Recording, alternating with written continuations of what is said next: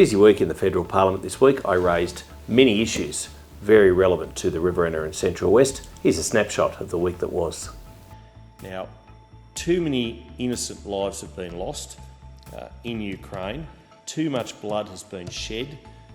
I talk about this in relation to childcare because it is a huge issue in regional, rural and remote electorates. The Mayor Ian Chaffey of Snowy Valleys Council is a absolute workhorse for that shine. You should have listened to the Nationals. You should have listened to the Coalition a long time ago and did something about it then. It's also important that we get agriculture right, and Labor has walked away from our farmers. They've walked away through the changes to the Murray-Darling Basin Plan. The Tibetans add so much vibrance and colour to our community. We welcome them.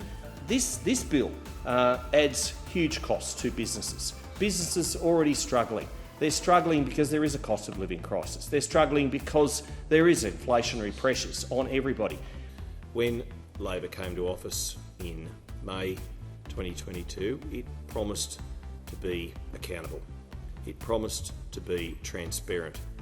And yet we have seen the opposite occur. And ask anybody and they will say the Australian servicemen and women are the best of the best.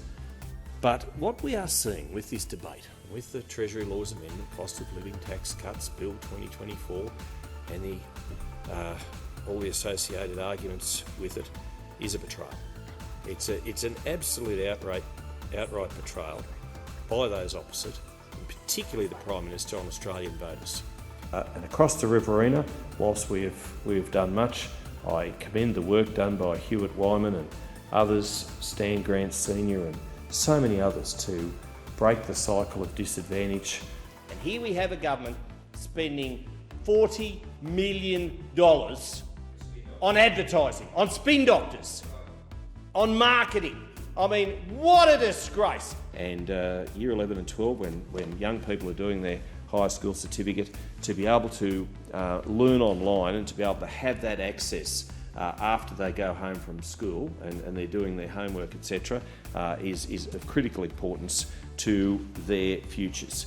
And then you've got pharmacists such as the one in my electorate having to give away free medication to pensioners who can't afford it. Now, we are facing a housing crisis. It is so difficult for particularly young people to get into their first home. It used to be the great Australian dream. Under Labor, that reality is fast disappearing. Authorised by Michael McCormack, the National Party, Wagga Wagga.